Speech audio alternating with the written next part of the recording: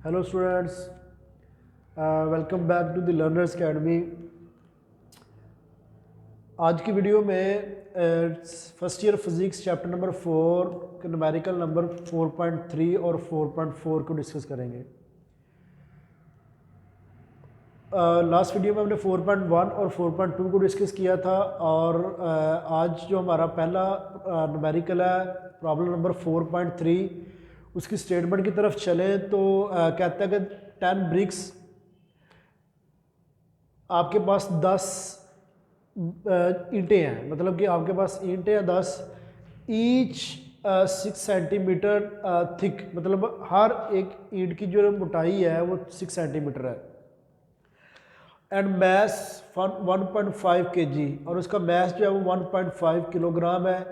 Lie flat on uh table, मतलब एक table के ऊपर जो है ना वो रखा हुआ है उनको। How much work is required to stock them one on the top of another, मतलब कि टेबल के ऊपर एक ईंट के ऊपर दूसरी ईंट रखने के लिए, फिर तीसरी और फोर्थ वाली, फिफ्थ वाली, सिक्स वाली, इस तरह से अगर आप 10 ब्रिक्स को ऊपर जो है ना वो एडजस्ट करते हैं तो वो कहता है कितना वर्क करना पड़ेगा।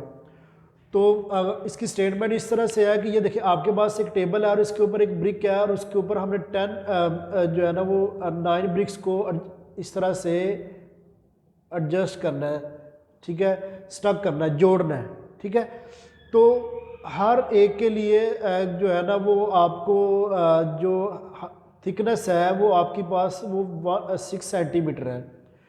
तो 6 सेंटीमीटर मीन्स कि इसकी हाइट है, मतलब कि इसकी जो हाइट है वो आपके पास 6 सेंटीमीटर है। तो हम क्या करेंगे कि वर्क कैलकुलेट करेंगे, कितना हमें वर्क करना पड़ेगा इन ब्रिक्स को जोड़ने के लिए। तो सबसे पहले हम गिवन डाटा की तरफ चलते हैं। तो नंबर ऑफ ब्रिक्स आपके पास है 10, मैस ऑफ ईच ब्रिक जो है वो आपके पास 1.5 kg है। हाइट ऑफ ईच ब्रिक, मतलब कि क्योंकि मैंने बताया कि एक्चुअल में उसने थिकनेस दी हुई है, लेकिन थिक पहली ईंट के लिए हम थिक यूज़ करेंगे, लेकिन जो उसके ऊपर ईंट आएगी उसके लिए हम हाइट यूज़ करेंगे। तो इसलिए हम जो है वो कहेंगे कि इसकी हाइट जो है वो 6 सेंटीमीटर है। तो सेंटीमीटर को मीटर में कन्वर्ट करने के लिए आप क्या करेंगे, 100 पे डिवाइड कर देंगे तो आपके पास जो है वो 0.06 मीटर आ जाएगा।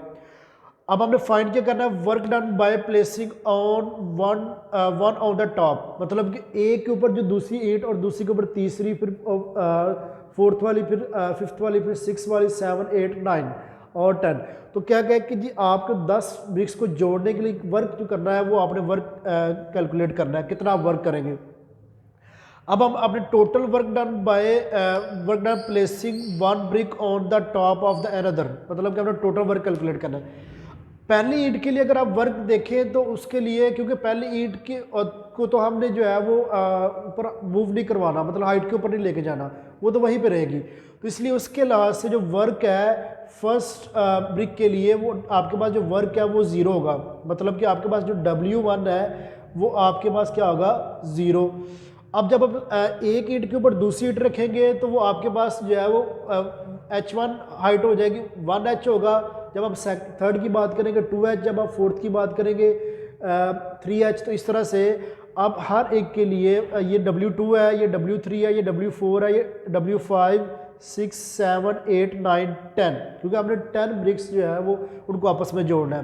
तो ये हर जो है ना वो एक ईंट के बाद दूसरी ईंट के लिए वर्क जो है ना हमने कैलकुलेट करके यहाँ पे लिखा हुआ है। अब आप क्या करें कि इनको ऐड करें। अब देखेंगे MGH जो है वो सब में सेम है, तो MGH को हम कॉमन ले लेंगे। तो जब हम MGH को कॉमन लेंगे तो आपके पास आ जाएगा 1, 2 + 3, 4, 5, 6, 7, 8, 9, मतलब कि 9 तक हम इनको ऐड कर देंगे। इनको ऐड करें तो आपके पास आता है 45 MGH। आपके पास M की वैल्यू भी गिवन है, आपके पास G की वैल्यू भी गिवन, आपके पास H की वैल्यू भी गिवन है। सारी वैल्यूज को पुट करें तो इनको मल्टीप्लाई करें तो आपके पास 39.69 जॉल।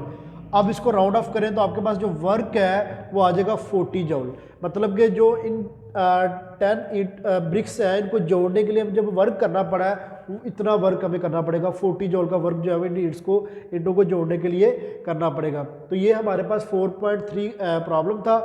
तो नेक्स्ट हमने जो डिस्कस करना है वो है 4.4। तो 4.4 की स्टेटमेंट की तरफ चलते हैं। वो कहता है जी कि अ कार मैस 800 किलोग्राम, एक कार है जिसका मैस जो है वो 800 किलोग्राम है, travelling eight 54 kilometre per hour, मतलब कि जो उसकी इनिशियल वेलोसिटी है वो आपके पास 54 किलोमीटर पर आवर की स्पीड से वो मूव कर रही है। इज़ ब्रॉड टू रेस्ट, मतलब कि इन 60 मीटर के 60 मीटर मूव करने के बाद, डिस्टेंस कवर करने के बाद वो रेस्ट में आ जाएगी, रुक जाएगी। Find the average retarding force on the car, मतलब आपने रिटार्डिंग फोर्स कैलकुलेट करनी है on the car, average retarding force. What has happen to original kinetic energy, और दूसरा हमने ये बताना है कि इसकी ओरिजिनल काइनेटिक एनर्जी के साथ क्या होगा, क्या इफेक्ट उसके ऊपर क्या होगा। तो अब आ जाता है डाटा की तरफ। तो मैस ऑफ कार हमें दिया हुआ है 800 किलोग्राम, इनिशियल वेलोसिटी आपकी है 54 किलोमीटर पर आवर।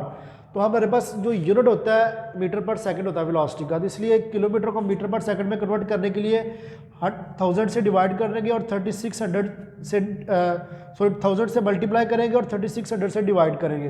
तो मल्टीप्लाई डिवाइड करने के बाद आपके पास जो वेलोसिटी आएगी वो आएगी 15 मीटर पर सेकंड। अब डिस्टेंस जो उसने कवर किया है वो कितना है 60 मीटर, और फाइनल वेलोसिटी जैसे कि मैंने बताया कि उसने कहा है कि जी 60 मीटर का फासला तय करने के बाद वो रेस्ट में आ जाएगी, तो उसकी जो फाइनल वेलोसिटी है वो आपके पास 0 होगी। तो ये आपके पास गिवन डाटा था। अब हम फाइंड आपने क्या करना है, एवरेज फोर्स कैलकुलेट करनी है, और फार्मूला सोल्यूशन की तरफ चलें।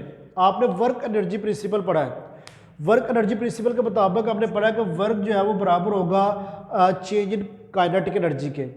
तो आपके पास F cross D is equal to 1/2 mv² vf² minus 1/2 mvi², final और माइनस इनिशियल। आप क्या करेंगे 1/2 को m को कॉमन ले लें, तो वेलोसिटी की वैल्यू पुट करें, फाइनल की हमारे पास 0 है, इनिशियल की हमारे पास 15 है, और डिस्प्लेसमेंट हमारे पास जो है वो 60 मीटर है। उसके बाद आप मैस की वैल्यू भी पुट कर दें। अब 800 हमने मैस की वैल्यू पुट की और डिवाइड किया, तो ये आपके पास 400 बचेगा। आप 50 का स्क्वायर जो है वो 225 आता है आपके पास, इन दोनों को मल्टीप्लाई करें तो 90,000 आपके पास आ जाएगा। अब 60 यहाँ पे मल्टीप्लाई कर रहा है, उधर जाके करेगा डिवाइड।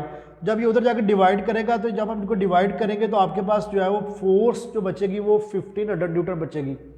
और ये यहाँ पे जो नेगेटिव साइन है, वो ये नेगेटिव साइन हमें ये शो कर रहा है कि जो फोर्स उसके ऊपर लग रही है वो रिटार्डिंग फोर्स है। तो यही चीज़ उसने हमसे पूछी थी कि आप एवरेज रिटार्डिंग फोर्स की वैल्यू बताएं, तो 1500 न्यूटन आपके पास एवरेज रिटार्डिंग फोर्स की वैल्यू आ जाएगी। और जो उसके बाद उसने हमसे कहा था कि what happen to original kinetic energy, तो ओरिजिनल काइनेटिक एनर्जी का क्या होगा। तो original kinetic energy has been used in doing work, जो ओरिजिनल